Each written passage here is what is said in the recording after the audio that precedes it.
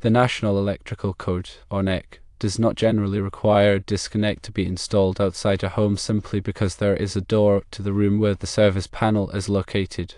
However, local codes or regional interpretations might impose additional requirements.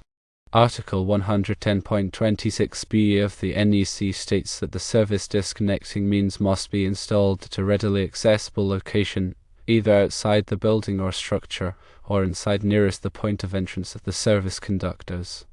This means the service disconnect can be located either outside or inside the building, provided it is readily accessible. Accessibility is key.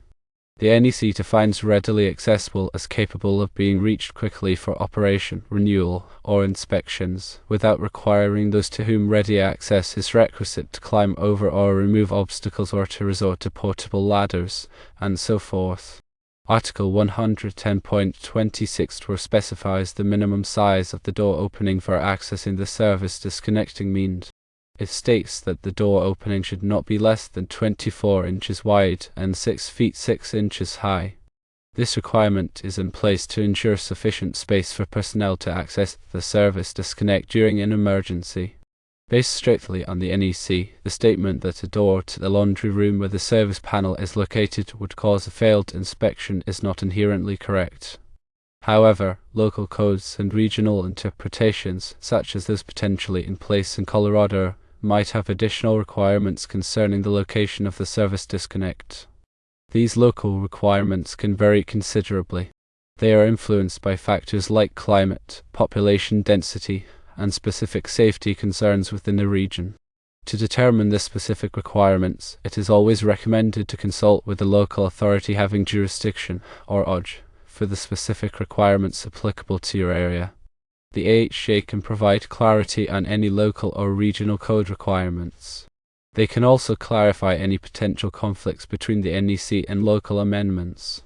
When discussing electrical installations, several key concepts and components should be clarified. Firstly, the service panel, also known as the breaker box or electrical panel, is the central distribution point for electricity in a home. It receives power from the utility company and distributes it to various circuits throughout the house. Secondly, the service disconnect is a switch or circuit breaker that allows you to shut off all power to the building. This is essential for safety during electrical work or in case of an emergency. Thirdly, the National Electrical Code, or NEC, is a widely adopted standard for safe electrical installation. It is updated every 3 years and provides guidelines for various aspects of electrical work. However, it is not law unless adopted by a local jurisdiction. Fourthly, the local authority having jurisdiction, or OJ, is the entity responsible for enforcing electrical codes in a specific area. This could be a city, county, or state agency. It is crucial to understand that the NEC is a set of guidelines, and local jurisdictions can modify or add to these guidelines based on their specific needs. This means that what is acceptable in one area might not be in another. When installing a service panel, several factors must be considered. These include the location of the panel, the accessibility of the disconnect, and the working space around the panel. Article 110.26 of the NEC addresses working space about electrical equipment.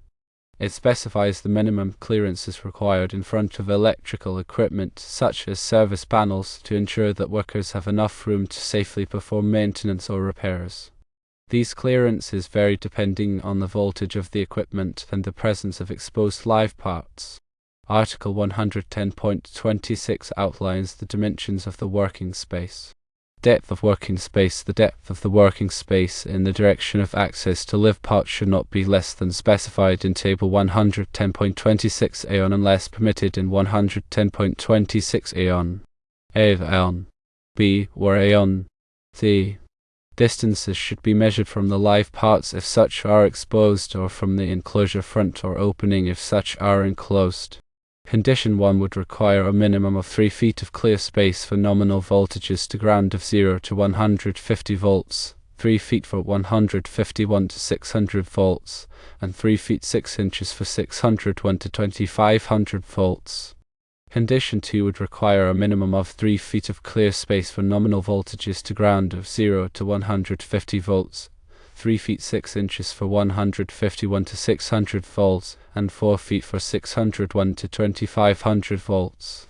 Condition 3 would require a minimum of 3 feet 6 inches of clear space for nominal voltages to ground of 0 to 150 volts, 4 feet for 151 to 600 volts, and 5 feet for 601 to 2500 volts.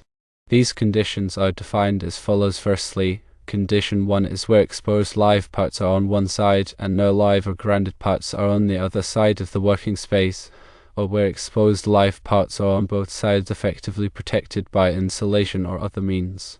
Secondly, Condition 2 is where exposed live parts are on one side and grounded parts are on the other side of the working space.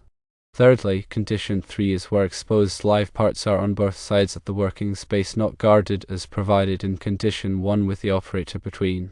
Width of working space. The width of the working space in front of the electrical equipment should be the width of the equipment, or 30 inches, whichever is greater. The working space should permit at least a 90-degree opening of equipment doors or hinged panels. Height of working space. The height of the working space should be 6 feet 6 inches or the height of the equipment, whichever is greater. It is also important to ensure that the service panel is installed in a dry, well-ventilated location. Avoid installing it in areas prone to moisture or humidity, as this can damage the electrical components and create a safety hazard. Accessibility is also crucial for the service disconnect. It should be readily accessible to all occupants of the building. This means it should be located in a place that is easy to find and reach, without requiring the use of tools or ladders. In some cases, local codes might require the service disconnect to be located outside the building. This is often the case in areas where there is a high risk of flooding or other natural disasters. The reason for this is to allow emergency responders to quickly shut off power to the building in the event of an emergency. When it comes to doors and access to electrical equipment, the NEC provides specific guidelines in Article 110.26c. This section focuses on entrance to and egress from working space. At least one entrance of sufficient area should be provided to give access to the working space about electrical equipment. For equipment rated 1200 amps or more and over 6 feet wide that contains overcurrent devices, switching devices, or control devices, there should be an entrance at each end of the working space. A single entrance to the working space is permitted where the location of the equipment provides a continuous and unobstructed means of egress, or where the working space has a depth twice the minimum depth required by Table 110.26a. In these cases, the width requirement remains the same as in 110.26 ATWO, which specifies that the width of the working space should be the width of the equipment, or 30 inches, whichever is greater. It is important to consider these requirements when planning the layout of a room containing electrical equipment. In summary, while the NEC does not generally require a disconnect to be installed outside a home solely because there is a door to the room where the service panel is located, local code or regional interpretations might add such requirements. Always consult with the local AHJ to ensure compliance with all applicable codes and regulations.